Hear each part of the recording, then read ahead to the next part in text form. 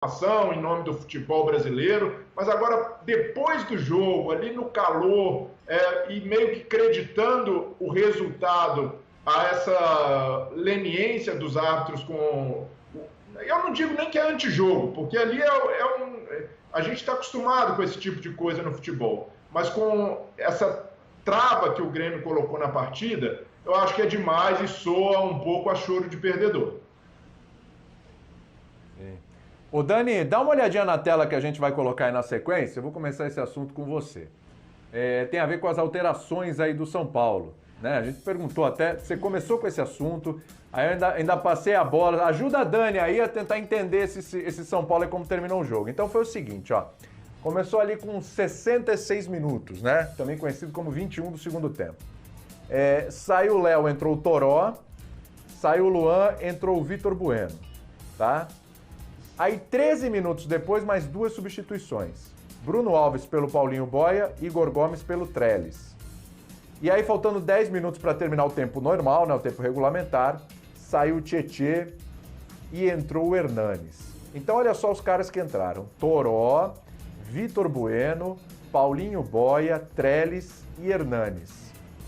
É bom lembrar que o São Paulo ontem não contou com o Reinaldo, o Léo jogou no lugar dele, e não contou com o Luciano, o Tietê jogou no lugar dele, como já havia acontecido contra o Atlético Mineiro.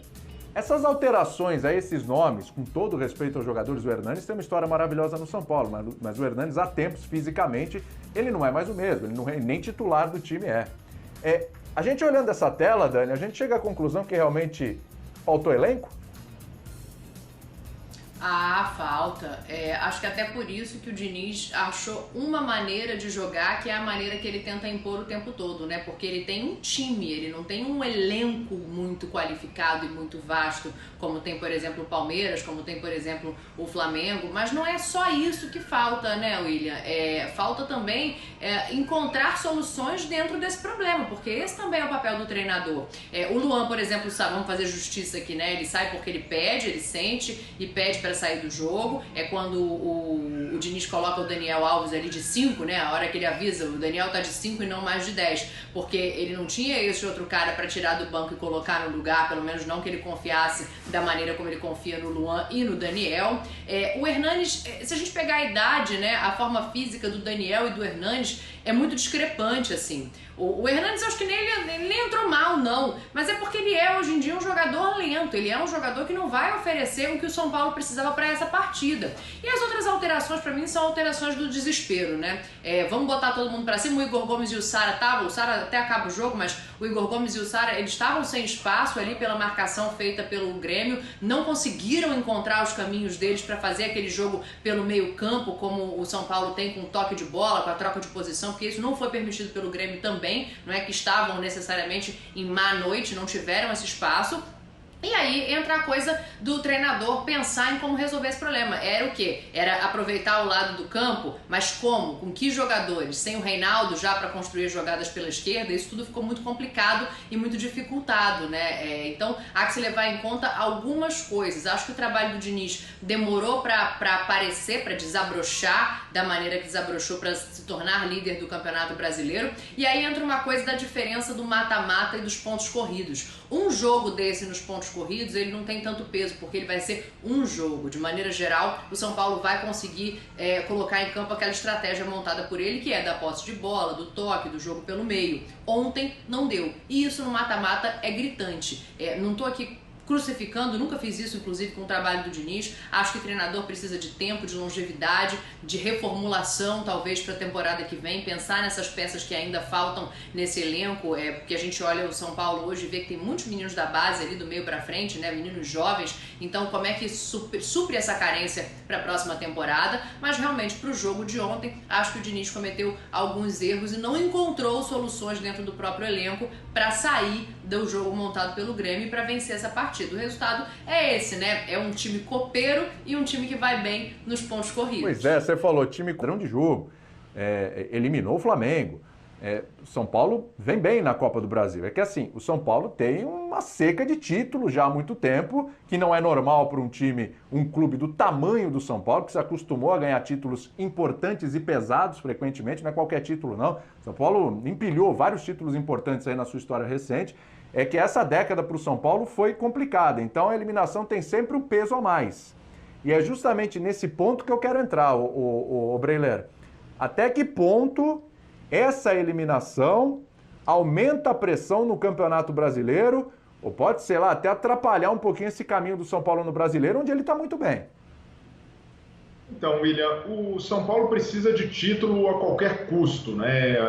Esse é o objetivo principal. O São Paulo precisa tirar esse peso das costas.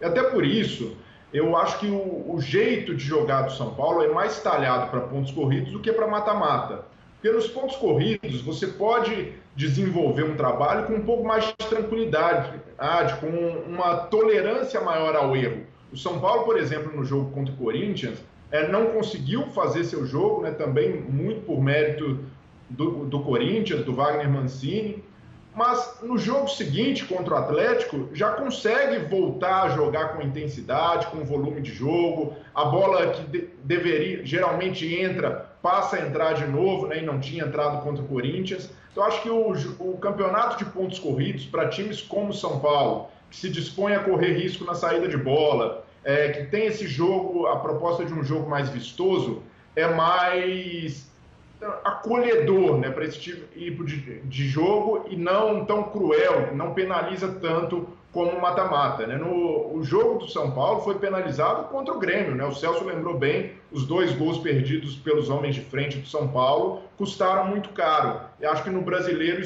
a própria pressão é diluída, né? Do São Paulo ter que ganhar a qualquer custo, você tem um direito a falhar. E no mata-mata isso não acontece e acho que o São Paulo sente também. Ontem no jogo contra o Grêmio, quando o time percebeu que o Grêmio estava cozinhando, estava fazendo cera, já começa a se desestabilizar um pouco também. A gente já vê o Daniel Alves mais indignado, mais inconformado com a situação, e até o São Paulo se sentindo um pouco sem poder de reação mesmo. Então acho que o brasileiro, né, acho que o São Paulo pode tomar como exemplo o jogo contra o Corinthians.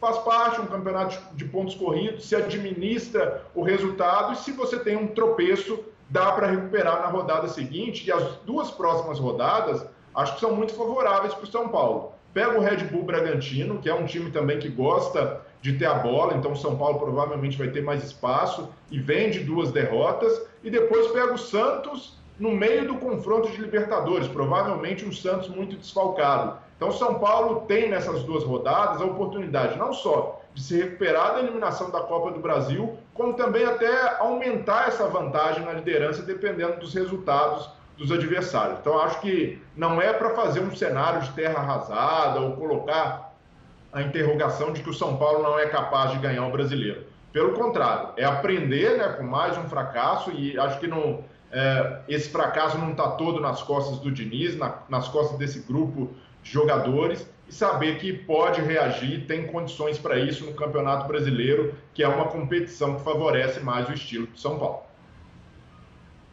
Assim, né, professor? O São Paulo conseguiu reagir a uma derrota sentida ali para o Corinthians. No jogo seguinte já deu resposta 3-0 sem Luciano, hein? Contra o Atlético Mineiro e pronto, segue o barco. Agora, nesse momento, estou imaginando, é um elenco que tem muitos jovens, né? Tem muito mérito do Diniz nisso. Mas assim, na hora de um abalo de uma eliminação, e você vê um campeonato brasileiro onde você é líder, onde você está bem, onde você está pelo menos 4 pontos à frente do segundo colocado, se o Flamengo vencer o jogo que falta, que é justamente contra o Grêmio, né? Aí no elenco, professor, você tem o Thiago Volpi, que já é um cara mais experiente, que é uma das lideranças desse elenco. Você tem o Daniel Alves, citado aí pelo Breiler. Você tem o Juan Fran, olha só, Daniel Alves e Juan Fran, né? Você tem o Hernanes, que pode não é titular do time e tal, mas é um cara com espírito vencedor, é um cara com muita história no São Paulo. Já deu 200 Reinaldo, anos de bola aí. Né? Não é? Exatamente. Pô, Aí é hora desses caras chegarem e falarem, não, gente, espera um pouco, com toda a experiência e tudo que eles já viveram, professor, além do Diniz, evidentemente, que é o treinador, mas esses caras no campo chegaram e falaram, gente, espera um pouquinho, eliminação acontece, segue o barco, estamos na liderança do Campeonato Brasileiro, vamos ganhar esse negócio agora, né, professor? William, a gente sabe que em times que estão no chamado jejum, na fila, anos sem título, coisas estranhas acontecem, né? Dava para fazer um livro sobre os anos sem título do Palmeiras, os anos sem título do Corinthians, os anos sem título do Botafogo, do Santos, embora nesses dois últimos casos o problema fosse mais técnico mesmo, não tinha bola. Mas tinha anos, por exemplo, Corinthians e Palmeiras, o Palmeiras menos, mas o Corinthians tinha times muito melhores para sair da fila e não saía.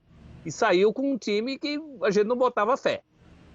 Então, o que nesse momento São Paulo tem que pôr na cabeça é o seguinte, tem que ser racional. Não há motivo para desespero, não há motivos técnicos para desespero. O São Paulo tem os limites de um time que não é propriamente um elenco com variedade de jogadas, principalmente, mas é um time que está liderando bem o brasileiro. Acho que tem uma coisa importante aí, no brasileiro não tem ninguém fungando no cangote do São Paulo com a autoridade que tem os adversários de mata-mata. Então, na Copa do Brasil, cair diante do Grêmio não é o fim do mundo. E se passasse e perdesse o título para o Palmeiras, também não era o fim do mundo. No brasileiro, quem persegue o São Paulo? Um Flamengo que tem potencial, mas que toda rodada a gente fica esperando uma melhora que até agora não veio. E um Galo que em algum momento mostrou potencial, mas tem nesse momento contra si, principalmente a matemática. Então as coisas conspiram, fora o estilo de jogo que o Breler ressaltou, e é verdade, o São Paulo atual, o São Paulo do Diniz, é melhor que tenha um campeonato de ponto corrido, porque fosse um brasileiro com fase de mata-mata, aí sim eu acho que essas coisas iam pesar. Todo mundo ia lembrar que São Paulo perde a 20 e não sei quantos mata-mata seguidos, tem aquela coisa de zerar tudo. Na atual situação, não. Se o São Paulo mantiver essa toada do seu futebol, principalmente essa retomada que a gente apontou aí no jogo com o Galo em relação ao jogo contra o Corinthians, e não foi só esse, né? Ao longo do campeonato, o São Paulo, por exemplo, não ganhou do Vasco, mas depois retomou um nível de futebol. Então, eu acho que nesse momento, tudo conspira a favor do São Paulo. Se o São Paulo tiver a cabeça no lugar, ele segue essa toada, e essa toada atual, contando com o não crescimento, principalmente do Flamengo, já é suficiente para chegar ao título brasileiro. O que não pode é virar o fio. E às vezes o fio vira por questões, sei lá, de repente tem um surto de Covid aí, vamos bater na madeira, mas é algo que poderia mudar a trajetória do São Paulo. Se o São Paulo perca mais um outro jogador, além do Luciano, sem Luciano já está ruim, imagina se joga sem o Brenner. É outro problema que talvez possa aparecer, mas enquanto esses problemas não aparecem, o São Paulo continua sendo o time, nesse momento, com mais condição de ganhar o brasileiro. Só não pode virar o fio, só não pode criar fantasma. Fantasma onde não existe. Ontem foi uma questão muito específica. O São Paulo, principalmente, não tinha dois jogadores muito importantes para a sua criação, para o seu ataque, numa noite que precisava atacar e fazer gol. E não encontrou essa solução. No ponto corrido, quero crer que esse tipo de problema se dilui. E aí não tem por que ficar criando fantasma onde não existe.